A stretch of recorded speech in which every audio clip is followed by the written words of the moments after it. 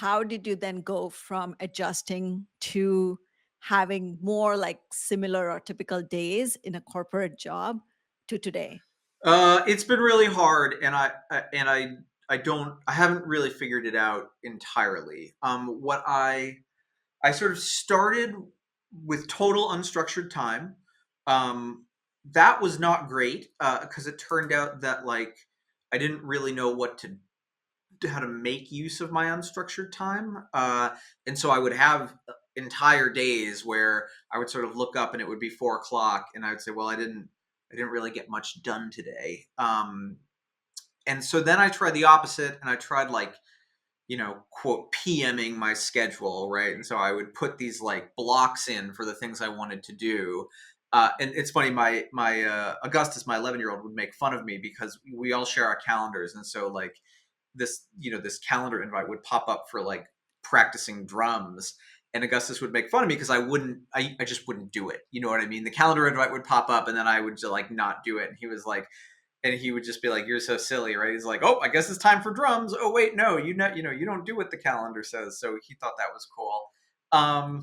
What I actually found was that it helped to have some big chunks of things that would necessitate scarcity in the calendar, right? And so after a couple months of sort of I'll call it decompressing, but one could also, I think, accurately describe it as like listlessly wandering around the house.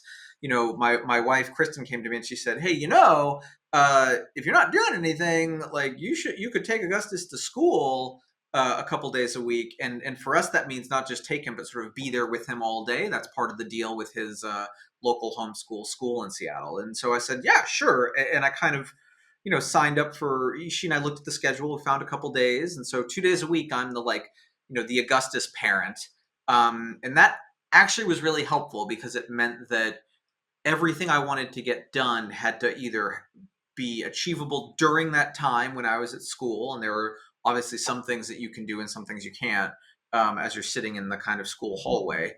But it also meant that the days where I wasn't the Augustus parent became a lot easier to schedule, right? Because then all of a sudden, Mm. hey, I want to take a voice lesson or I want to take a drum lesson, which are both things I'm doing.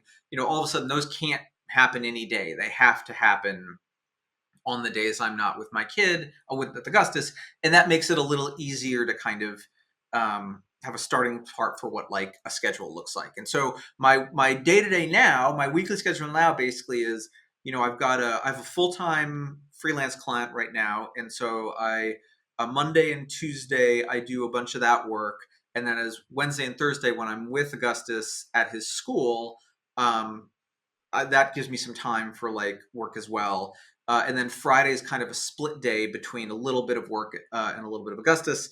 And then I sort of slot in music into the afternoons on Monday and Tuesday. So I have like a break from just like doing the work all day. Mm. Um, and then on Friday, I kind of mix that in a little bit with a longer period of time where I sit and say, oh, I'm actually going to really sit here and practice for a while.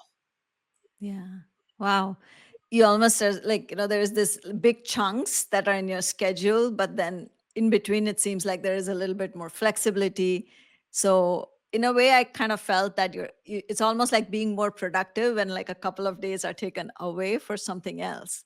Yeah, that's right. The other thing that was a real unlock for me was I was really hung up on the idea that in the granular amount of time that I needed to get anything done was an hour, right? I was like, oh, I need an hour to like do this thing, and so if I looked at the clock and it was 1 and I had to leave for something else at 2, or let's say it was 1:15, oftentimes I couldn't get anything in there, right? Like, and it wasn't because the things themselves actually took 45 minutes, right? What I found when I actually timed myself playing drums or practicing is that I was only practicing for 15 or 20 minutes. Like that was my entire practice routine, at which point I was ready to stand up on most days. And so I had to just kind of not necessarily trick myself, but be really diligent about saying, hey, you do have time to run upstairs and go do this before you leave. And in fact, you probably have extra time because you've got